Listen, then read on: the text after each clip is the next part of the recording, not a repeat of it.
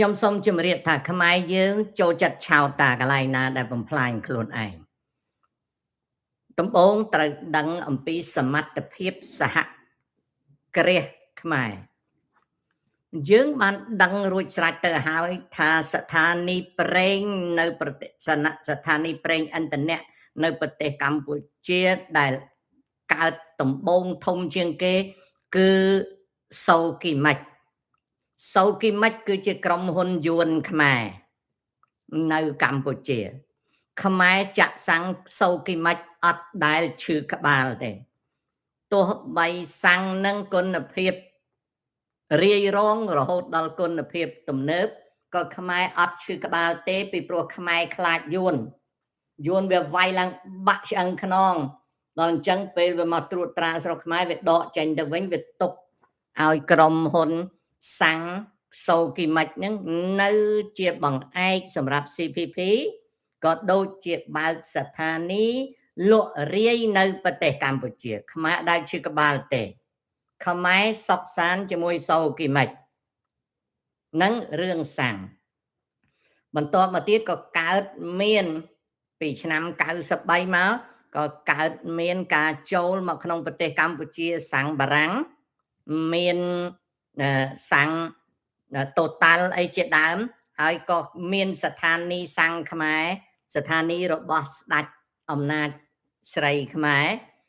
គឺស្ថានីយ៍តេឡាដែលជាតេឡាខ្មែរប្រើសាំងយួនប្រើសាំងបរទេសខ្មែរក៏អត់មានទៅឈឺក្បាលអីហ្នឹងអាតេឡាហ្នឹងទេចាក់ដូចអន្ទះណាក្រោយមកក៏មានសាំងដតីមានកាល់តិច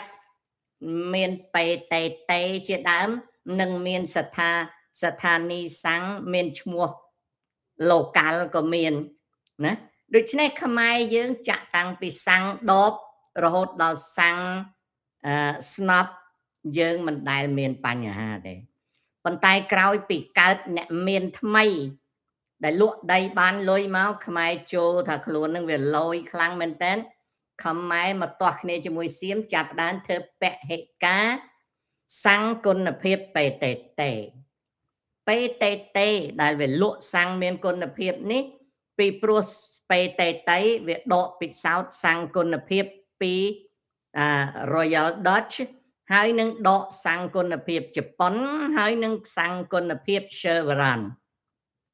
ដោយសារបេតេតេវាមានទំនាក់ទំនងអញ្ចឹងនៅពេលដែលវាបង្កើត Retail Division វាក៏ promote សាំងល្អហើយបេតេតេក៏បានទទួលកេរ្តិ៍ឈ្មោះបោះសម្លេងនៅឯប្រទេសកម្ពុជារហូតដល់ហ៊ុនសែនស៊ីត្រាវទាស់គ្នាវាយជាមួយថៃវាយប៉ោងខោខ្មែរធ្វើអីមិនបានពហិការសាំងបេតេតេអាលាយទាបាញ់ទាអីទានេះទានោះតកូលទានោះទៅវិញទៅអាហ្នឹងអញ្ចឹងណាដល់ក្រោយមកទៀតខ្មែរចាប់ផ្ដើមឆ្លាតរឿងមួយទៀតក៏បង្កើតពាក្យចចាមអារាមថាស្ថានីយ៍សាំងកាល់តិចហ្នឹងត្រូវបានក្រុមហ៊ុនធម្មពលថៃវាទិញមេនៅឯហុងកុងណាដោយសារវាទិញមេនៅឯហុងកុងហ្នឹងក៏ខ្មែរនាំគ្នាចង់បបួលគ្នាពហិការកាល់តិចខ្ញុំអត់ខ្វល់ទេត្រឡប់ទៅចាក់សាំងដបវិញក៏ខ្ញុំអត់ខ្វល់ដែរខ្ញុំអត់មានបញ្ហាទេចុះហេតុដូចម្ដេចបានជាខ្ញុំទៅឈឺចិត្តឆ្អិតទ្រូងនឹងអារឿងបំផ្លាញខ្លួនឯងហ្នឹងសូមបញ្ជាក់ថាសហគ្រាសអភិវឌ្ឍនៅក្នុងប្រទេសកម្ពុជាយើងមានហើយក្រុមហ៊ុន Royal Group Liyong Phat Group Chipmong Group ជាដើមលក្ខនឹងលក្ខ Mong Rithi Group លក្ខនឹងលក្ខណាវឌ្ឍនៈ Group លក្ខនឹងលក្ខគ្រប់សហគ្រាសខ្មែរគ្មានសហគ្រាសណាមួយឡើងកម្មចិន្តាដល់ global នៅឡើយទេពោលគឺ enterprises ដែល founded by the Cambodian do not have the ability to go global yet. It can go international in sub-regional area or regional area, but not yet going global. អញ្ចឹងដោយសាររឿងហ្នឹងការរកស៊ីរបស់សហគ្រាសខ្មែរទោះបីសេដ្ឋីហ្នឹង មានប្រាក់ពាន់លានក៏ដោយវាមិនទាន់ដល់ការជួញដូរលើអង្គការពាណិជ្ជកម្មនិងសហគ្រាសថ្នាក់ពិភពលោកនៅឡើយទេសូគីមិចក៏មិនទាន់ go global ក្នុង petroleum business របស់ខ្លួនដែរប្រទេសកម្ពុជាយើងគ្មាន oil company ទេគឺអត់មានសហគ្រាសប្រេងឆៅទេសហគ្រាសផ្នែកធម្មពលរបស់យើងគឺ domestic យើងលក់ដូរតែក្នុងស្រុកតែប៉ុណ្ណោះរីឯការផ្គត់ផ្គង់ប្រេងមកស្ថានីយ៍លក់ប្រេងឥន្ធនៈទាំងឡាយនៅក្នុងប្រទេសកម្ពុជាគឺយើងអត់មានជាប់លាប់ទេវាអាស្រ័យទៅលើការទិញបើសិនណាជាការទិញប្រេងចម្រាញ់រួចនោះទីណាដែលវាបានថោកជាងណាទីណាដែលបានថោកជាងហើយទៀងទាត់ជាងថ្លៃដឹកជញ្ជូនថោក retailer ស្ថានីយ៍លក់រាយតាមចង្កោមមួយនៃប្រទេសកម្ពុជានឹងទិញពីប្រភពប្រេងនោះមូលហេតុនេះហើយបានជាយើងទិញប្រេងសាំងពី PTT ដោយមិនចាំបាច់ដាក់ឈ្មោះថា PTT ទេហើយយើងក៏ទិញសាំងពីយួនដោយមិនចាំបាច់និយាយថាយើងទិញសាំងពីយួនទេអាប្រភពផ្គត់ផ្គង់សាំងវាអត់ទៀងទាត់ទេវាអាស្រ័យទៅលើតម្លៃហើយនឹងស្ថិរភាពនៃការផ្គត់ផ្គង់តែប៉ុណ្្នឹងទេរីឯការចែកចាយសាំងនៅប្រទេសកម្ពុជាទំហំសាំងនៅប្រទេសកម្ពុជាទោះបីមានរថយន្តច្រើនមែនក៏ប៉ុន្តែទំហំសាំងនៅប្រទេសកម្ពុជាមិនទាន់ strictly standardized ទេ the authority of Cambodia Petroleum Authority ហ្នឹងណា the authority the national authority of Cambodian Petroleum Management ហ្នឹងប្រហែលជាអត់ទាន់មាននៅ standardization ទេគឺប្រទេសកម្ពុជាយើងអត់មានតម្កល់ស្តង់ដារគុណភាពប្រេងឥន្ធនៈទេដូច្នេះប្រេងឥន្ធនៈឃោសនាលក់រាយទៅតាម brand របស់វាកាល់តិចទៅតាមកាល់តិច total ទៅតាម total PTT ទៅតាម PTT Tela ទៅតាម Tela សូគីមិចទៅតាមសូគីមិចនៅពេលថ្មីនេះខ្មែរដែលនាំគ្នាពហិការហ្នឹងបបួលចង់ទៅរុកគួនកាល់តិចនៅកម្ពុជាខ្ញុំអត់ឈឺក្បាលទេខ្ញុំអត់ឈឺក្បាលទេប៉ុន្តែខ្ញុំឃើញវាអាណិតត្រង់ថាបើមិនបានបំផ្លាញខ្លួនឯងទេមិនអស់ចិត្តទេបើសិនណាជាចុងក្រោយបំផ្លាញខ្លួនឯងបានគឺខ្មែរចូលចិត្តណាស់អញ្ចឹងខ្ញុំសូមប្រាប់ពីរឿងកាល់តិចណា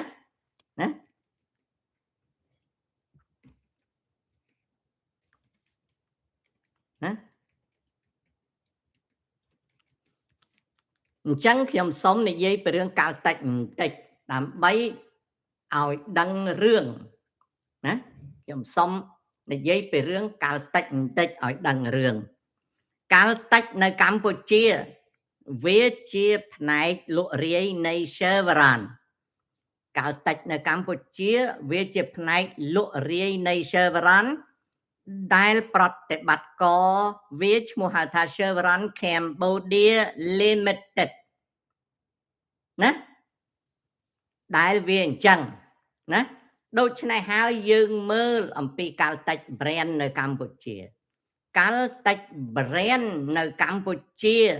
វាជា trademark ដែលក្រុមហ៊ុន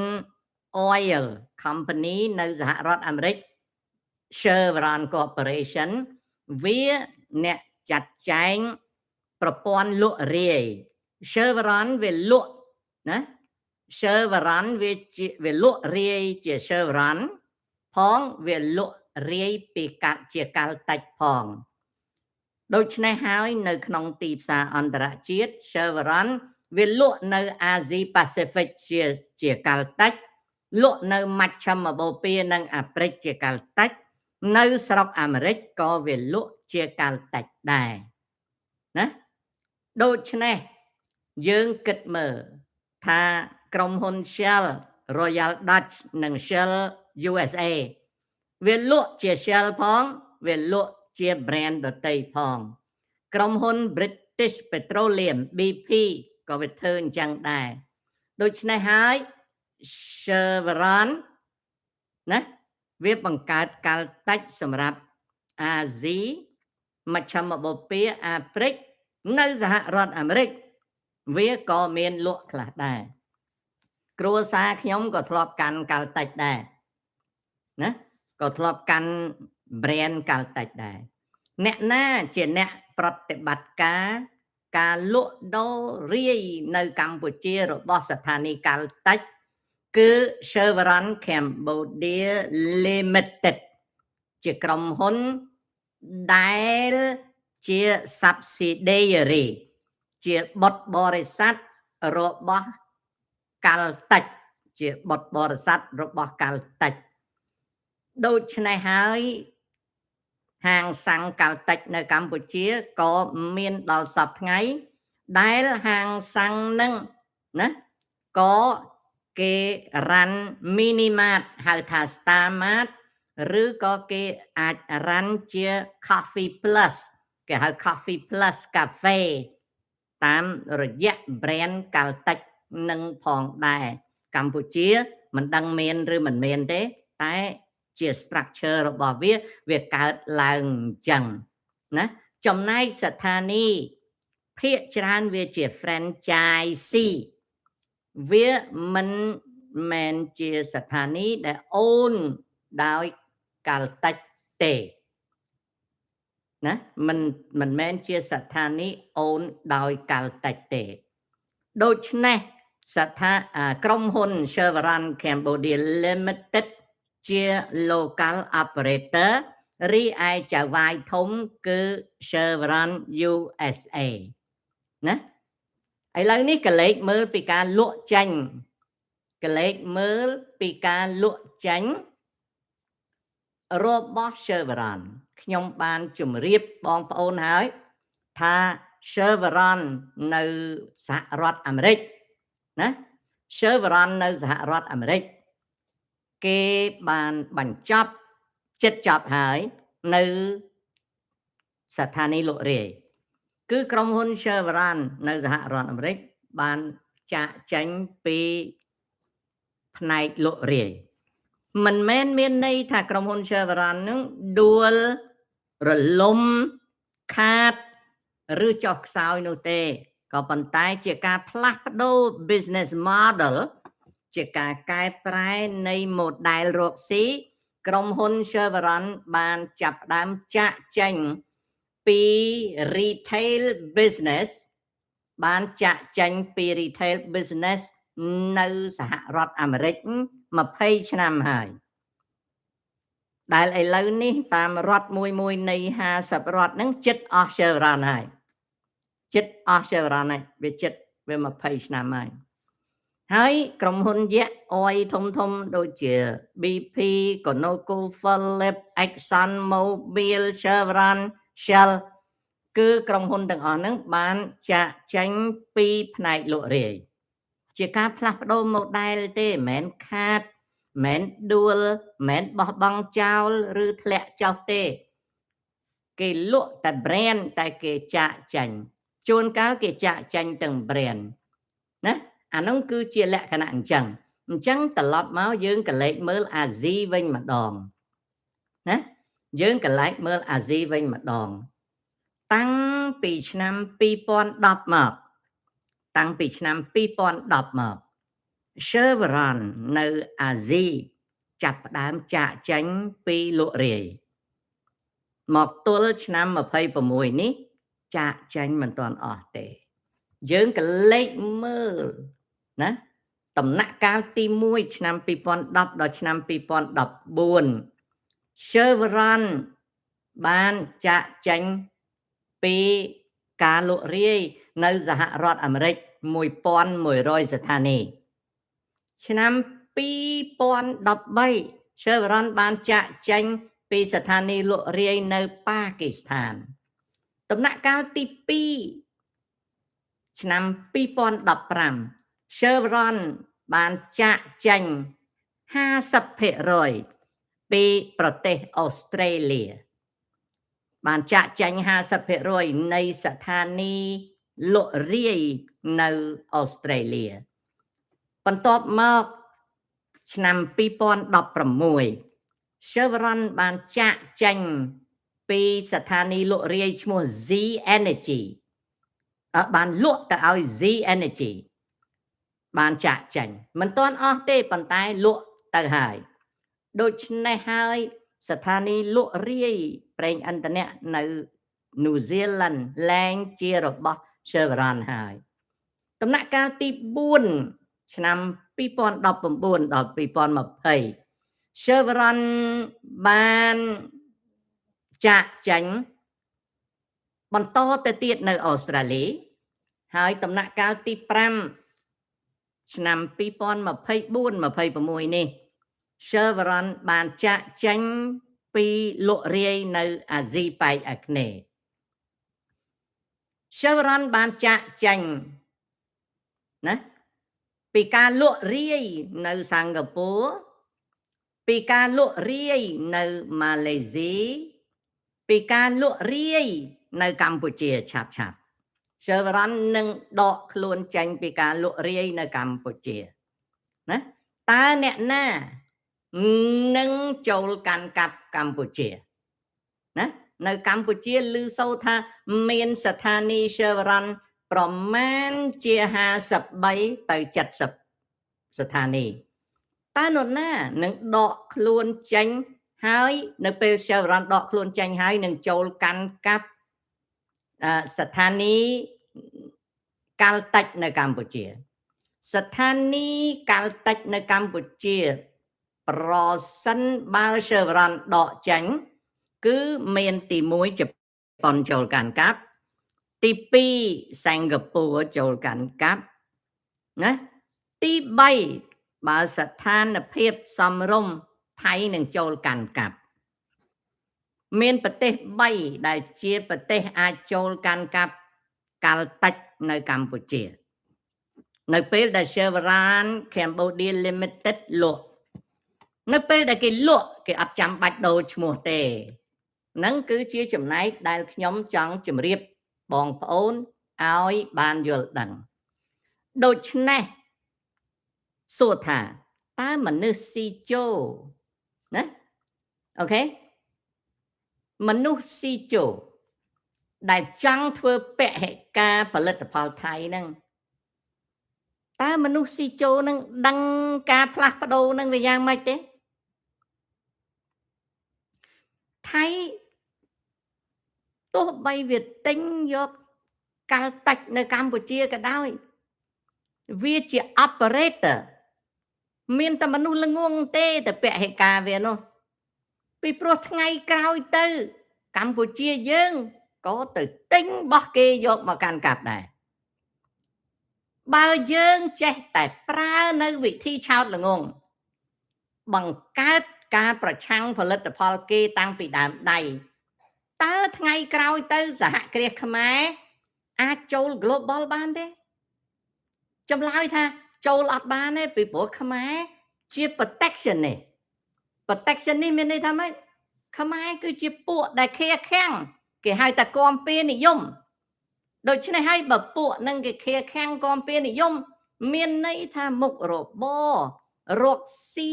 របស់កម្ពុជារបស់សហគ្រាសកម្ពុជានិងអនាគតរបស់កម្ពុជាវាជាប្រទេសចង្អៀតចង្អល់ឲ្យតែមិនពេញចិត្តអ្នកណាគឺពហិការគេហើយតាណាពហិការគេវាคล้ายទៅជាមុខមាត់របស់កម្ពុជាអញ្ចឹងកម្ពុជាសួរខ្លួនឯង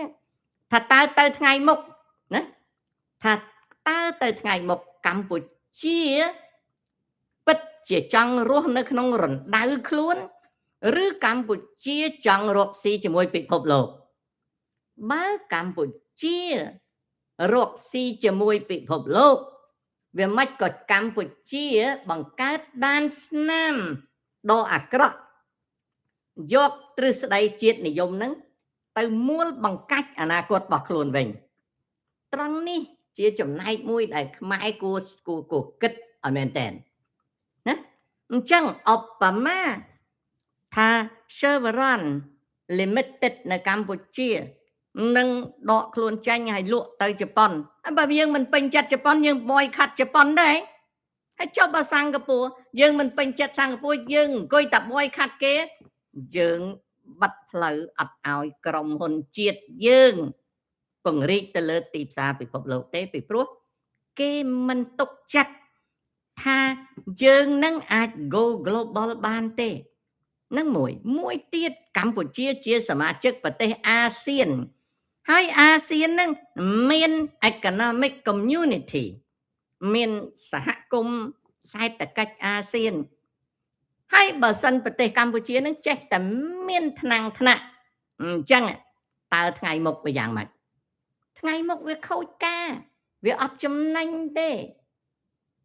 ណាវាអត់ចំណេញទេអញ្ចឹងហើយខ្ញុំចាត់ទុកថាទង្វើឆោតល្ងងនេះកំពុងតែបំផ្លាញខ្លួនឯងហើយខ្មែរយើងមិនក៏ប្រកែមែនអារឿងបំផ្លាញខ្លួនឯងនេះខ្មែរយើងមិនក៏ប្រកែមែនថាប្រកែមែនតើអារឿងបំផ្លាញខ្លួនឯងនេះឲ្យតែបានមានបានបន្តិច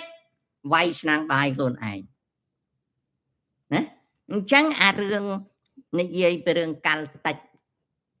ចង់ពហិការដាក់គេនេះប្រាប់ឲ្យហើយថាតលតាចាក់សាំងដបដល់ពេលចាក់សាំងដបសាំងនឹងទិញពីណាមកក៏ដោយក៏អត់មានពហិការដែរព្រោះដាក់ដបណាអញ្ចឹងខ្មែរកំពុងតែជឿនលឿនឆ្ពោះទៅរកការចាក់សាំងដបណាអានឹងអញ្ចឹងកំពុងតែជឿនលឿនឆ្ពោះទៅរកការចាក់សាំងដបហើយណាអានឹងអញ្ចឹងនេះគឺជារបស់ដែលខ្មែរយើងជាប់ផងរហូត